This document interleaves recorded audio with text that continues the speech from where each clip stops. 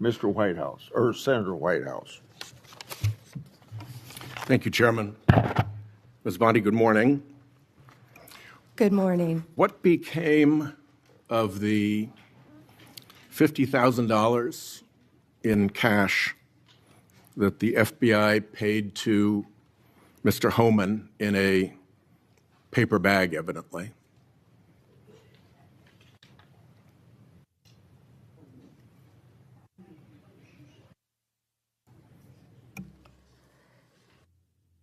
Senator, as Deputy Attorney General Todd Blanche recently stated, the investigation of Mr. Homan was subjected to a full review by the FBI, agents, and DOJ prosecutors. They found no credible evidence of any wrongdoing. And that was not my question. My question was, what became of the $50,000 in cash that the FBI delivered, evidently in a paper bag, to Mr. Homan? Senator, I'd look at your facts. Are you saying that they did not deliver $50,000 in cash to Mr. Homan? Senator, as recently stated, the investigation of Mr. Homan was subjected to a full review different question. by the FBI agents, That's a by different Department question. of Justice prosecutors. They found no evidence of wrongdoing. That's a different question. What became of the $50,000? Did the FBI get it back? Mr. Whitehouse, excuse me, Senator Whitehouse, you're welcome to talk to the FBI. The report to you, can't you answer this question? Senator Whitehouse, you're welcome to discuss this with Director Patel. Did Homan keep the $50,000? As Deputy Attorney General Todd Blanche recently stated, the investigation never mind. of Mr. Never Homan mind. I can was see I'm not going to get a full straight answer from you to a very simple by question. the FBI agents and the DOJ. Do They you found know- no credible evidence of wrongdoing. You know, you're very concerned about money and people taking money, and Do you you rail know- against wait a dark second, money. wait a second, wait a Yet you second, work with dark wait a money second. groups all the time, Senator Wait a Whitehouse. second. What's up, everybody? Welcome back to the channel. Okay, so for the avid viewers of this channel, you saw that and you're like, hang on just a second. That's fake news. That's right, folks. We covered this a little while back. It wasn't that long ago, maybe a week, week and a half, 2 weeks at the most. This fake news, as a matter of fact. And there's many reasons why it's fake news, but it is fake news, folks. There was no $50,000. They've never produced the audio tape supposedly recorded, right? An anonymous source. There's all kinds of things to go over this, but that is fake news right there. What is the problem with these senators with just fact-checking simple things, right? Stop just reading the news and believing the corporate press and their lies and manipulations, folks. As a matter of fact, if he would have read through that news article and, you know, maybe put a bit of a skeptical eye on this or critical thinking, any of those two, he would have realized that, hang on, there's no evidence here that Tom Homan even received $50,000. This is all fascinating. We're going to go over this, y'all. But y'all do me a favor. Smash that like button. Subscribe if you're new around here. Share this video anywhere and everywhere you can. Click that join button to sign up and become a member, John. You know you want to. You need to. But, you know, anyway, after John clicks the join button and signs up and becomes a member, we can get on with the video. Did you know whether or not in that investigation they looked at whether the 2024 $50,000 payment to Mr. Homan was declared by him on his tax returns? Senator, I would be more concerned if I were you when you talk about corruption and money that when you pushed for legislation that would subsidize your wife's company. The questions here are actually pretty specific. So having you respond with completely irrelevant far-right internet talking points really is not very helpful here. I'd like, Mr. Chairman, you generally like to have us be able to get answers to know, and we'll follow up with the QFR. And to the extent Patel wants to answer, that would be great as well. What happened to the $50,000?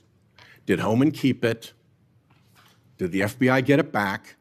If he kept it, did he put it on his tax returns? Pretty simple questions.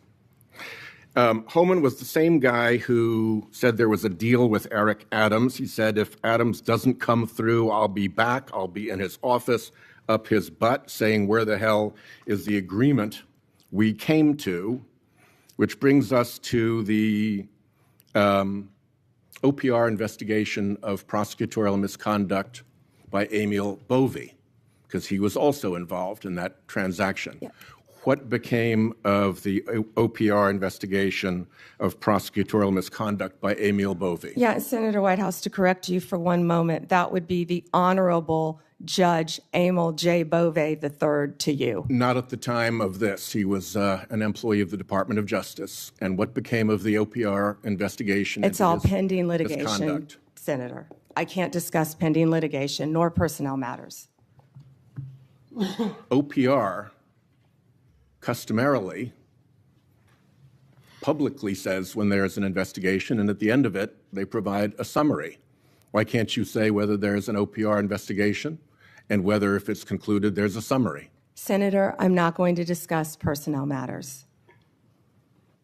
Even public ones? Senator, I'm not going to discuss personnel matters. So,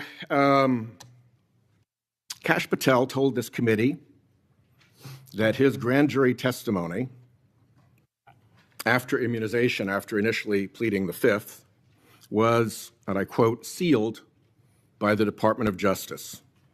How and when and why was his testimony sealed, and by whom? Senator, I'm not going to discuss any testimony, especially testimony that could be sealed with you. No, the question is, was it or was it not sealed? Senator, I'm not going to discuss that with you.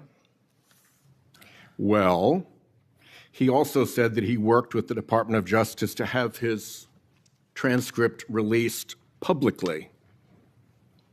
How and when was his transcript released? Presumably, if he released it publicly, that's something you can discuss because it's public. Well, Senator, I believe you discussed that with Director Patel. And I'm asking you because he said the Department of Justice made this decision and you run the Department of Justice. I would refer that to Director Patel. Even though you run the Department of Justice and he testified that the Department of Justice released his transcript publicly. If it is released publicly, we will get you a copy, Senator, gladly. If, being a rather important word there, when your FBI director testified that that was a fact. Treasury compiles suspicious activity reports, referred to often as SARs, that DOJ receives automatically. Hundreds related to accounts of Jeffrey Epstein. How many of those Treasury SARs did you or Director Patel investigate?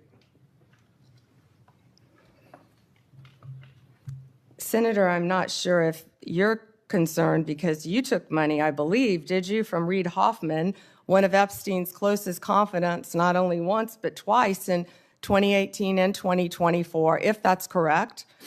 But, Senator, did you ask Merrick Garland any of this over the last 4 years when he sat before you? This investigation has been going on. This investigation was closed. Did you ask Alex Acosta that? And Patel came to office, you said you would look into this. There were hundreds of suspicious activity reports. Some people would deduce from the fact that they are called suspicious activity reports that there might be suspicious activity. And yet you seem to have looked at zero of those suspicious activity reports involving Jeffrey Epstein accounts. Let me ask you something else. There's been public reporting that Jeffrey Epstein showed people photos of President Trump with half-naked young women. Do you know if the FBI found those photographs in their search of Jeffrey Epstein's safe or premises or otherwise? Have you seen any such thing? You know, Senator Whitehouse, you sit here and make salacious remarks, once again trying to slander President Trump left and right, when you're the one who was taking money from one of Epstein's closest confidants, I believe, I could be wrong, correct me, Reid Hoffman, who was with Jeffrey Epstein on multiple occasions. And the senator sitting right next to you tried to block the flight logs from being released. Yet you're grilling me on President Trump and some photograph with Epstein? Come on. The question is, did the FBI find those photographs that have been discussed publicly by a witness who claimed Jeffrey Epstein showed them to him? You don't know anything about that. Okay. Here's what well, no, we cut to something else. The Marshal Service is supposed to protect our federal judges. I have asked repeatedly for the Marshal Service to let me know if they are investigating or being inhibited from investigating whether or not there is orchestration of threats against federal judges, whether under either conspiracy laws or racketeering enterprise laws or aiding and abetting laws, whatever. But as you know, there's the person who says the threat, and then there may very well be somebody orchestrating the threat behind them.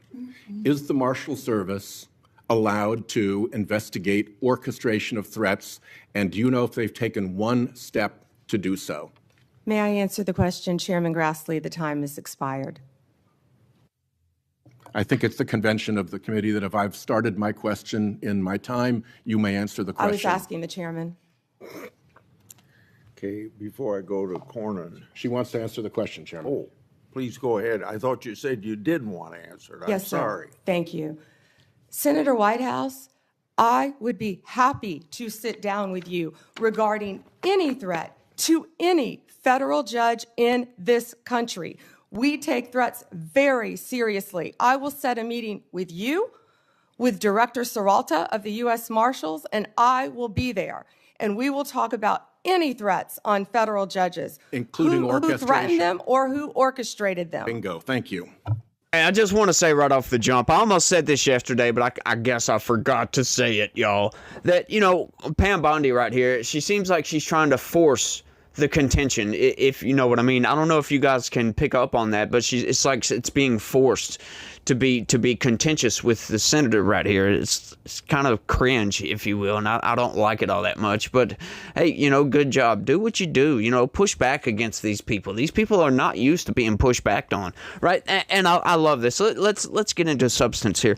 Okay, so getting back to the whole Tom Homan 50K thing, right? So if you want the full details on that, go back through my video archive. Like I said, it was like a week and a half, maybe 2 weeks ago. I covered this news article. The corporate press, they come out. And once again, it's an unsubstantiated report. They never produced the audio. And I've searched for this audio. I can't seem to find it. You know, for one, it's an unverified claim. In other words, it's an anonymous source. We don't know who said this, where this money came from. Like, once again, we don't even know if the $50,000 exists because they did their investigation. They looked at his tax returns. Oh, they didn't see the $50,000. Well, you know, if you took a bribe, which is what it's being called here, took a bribe, well, you're not going to file that on your taxes. Where's the need? But they did the investigation anyway. So, you know, secondly, or thirdly, I guess you could say, even in the news article, they say this is all unverified and we can't prove anything. They never produced the audio tape. And once again, folks, though, you know, audio, just like with video nowadays, that's easily faked. Like, and another thing, what I got into on that other video is how are you going to be able to tell that it's $50,000 through an audio tape, right? Like you're listening to some audio, unless they're actually saying, here you go, Mr. Homan. Here is a bag, a paper bag with $50,000 in it for your bribe. how are you going to know that they accepted anything, that there was even money in the bag? Like, how do you know any of this unless they're openly saying this on the audio tape, right? It was presented in the corporate press as if he was caught, as if this was fact, as if everybody knows it, you know it, your mama knows it, the next door neighbor knows it, the Karen down the street knows it, everybody knows it, right? But hang on, like I said, it's all unsubstantiated from an anonymous source. Like, why is the senator pretending that this is real? Like, where did the $50,000 go? Did he keep it? Like, we don't even know if that $50,000 even existed. Now they're telling you, hey, it's all unsubstantiated. They did their investigation. There was nothing wrong here, folks. But, once again, you could always resort back to, well, we investigated ourselves and we found that we did nothing wrong. I love it, folks. I love every single minute of this. We'll never know because the corporate press will never do their job and produce the audio tape. Plus, even if they did produce audio, right, that would have to be scrutinized to see if it's fake. Secondly, we would have to listen to the audio, know what's in the audio. And, like I said, unless they're sitting there saying, hey, Mr. Homan, here's a bag full of $50,000. There's no way to know. Like, think about it for a second, folks. People don't just walk in somewhere if you're giving somebody a bribe and say, here's your bribe, here's the $50,000. There you go, right? So, once again, but we don't know because they never produce the freaking audio, and it's an anonymous source. It's always an anonymous source. All of these salacious claims, if you think about it, that's why I cover a lot of them. And getting back to what they were talking about right there at the end with the threats. Yes, I would love it if they would actually go after not only the people making the threat, but try to figure out if those threats are being funded or orchestrated by somebody else. And as a matter of fact, yesterday, when I learned of this hearing, when I found out this hearing took place, I was covering Senator Whitehouse. This was a video I recorded to do right here. Senator Whitehouse was actually grilling somebody from the U.S. Marshal Service about that very issue. And they were discussing it back and forth. And we couldn't get any straight answers. And that's one of those things that kind of makes you go, why are we not getting a straight answer on a question like that? That doesn't matter who it's coming from. Democrat, Republican, Independent, Libertarian. Doesn't matter who it's coming from. We should be able to get a straight up answer on that. I don't care if you're being contentious, you're being argumentative, whatever it is with the senator. That's a simple, plain out question. Can you go after the orchestrators of these threats? Because most of the time, especially when it comes to federal judges, schoolhouses, things of this nature, right, those threats must be taken as serious, right? They must be taken as a credible threat. They have to investigate. They have to go through the whole hoopla and investigate that thing all the way through. Because, if you just say, oh, well, this ain't a credible threat, and then kaboom, we got a problem here, folks. We got a major problem here. So those things have to be taken seriously.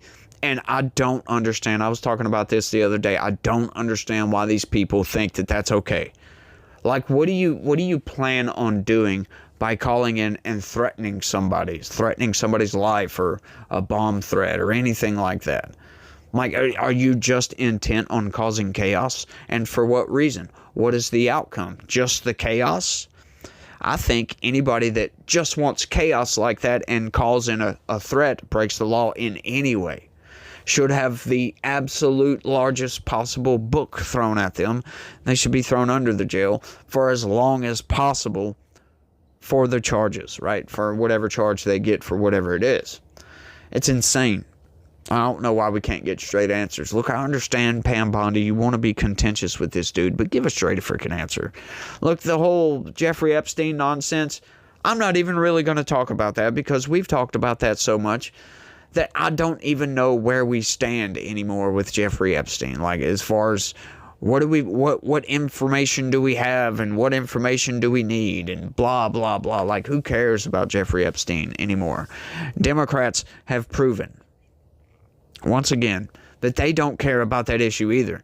The only reason they're even talking about it is because they can use it as a political bludgeon because, once again, another salacious claim with an anonymous source that's unverified, unconfirmed, unsubstantiated. Oh, that Donald Trump wrote this letter to Jeffrey Epstein, some weird, really creepy birthday letter that was signed Donald. Like, once again, we go and look. Let's look for patterns here, okay? Has Donald Trump ever signed a letter Donald? No, as a matter of fact. Sure, does it look like his handwriting? Yes, but we all know, come on, that's not evidence of anything because we all know that handwriting can be copied. That's easily done by many, many, many people, folks. That is very easy to do. So when you get a salacious claim from an anonymous source that kind of doesn't sound right, you know, the speech in the letter doesn't sound like Donald Trump. None of it makes any sense, y'all. None of it makes any sense. But I love every single bit of this. Go ahead, Bondi. Do what you got to do, but you're being a bit cringe. That's what I'm going to say on that. You're being cringe-worthy. That is for sure. Don't force it.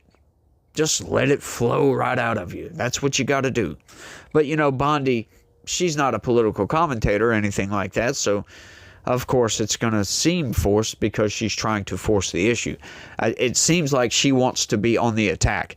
You'll never be on the attack. You're always going to be on the defensive when it comes to situations like that because the senators in that room, they are king. They are on the top of the hill. They get to dictate terms to you. So you must play by their rules and beat them at their own game when you're in those chambers. As a matter of fact. So Bondi just doesn't seem to be able to do that very well. But, you know, I'll give her credit for trying. You get a C from me. That's it, folks. You guys let me know what y'all think about all this down in the comment section. Y'all don't forget to smash that like button for me. Subscribe if you're new around here. Share this video anywhere and everywhere you can. And if you could, like I said, John, click that join button. Sign up and become a member. You know you want to. You've been watching my videos for long enough. But I'm really speaking to everybody. Y'all click that join button, sign up, because we need to help this channel expand and grow, y'all. That's all there is to it. Bottom line. Boom. At the end of the day, when it's all said and done, that's where it is. But you guys remember that God has a plan for all of us, folks. Everybody. You might not like that plan. You may not know what that plan is, but the plan is there. And He loves each and every one of you out there. So y'all try to have a good day and stay legitical. Peace.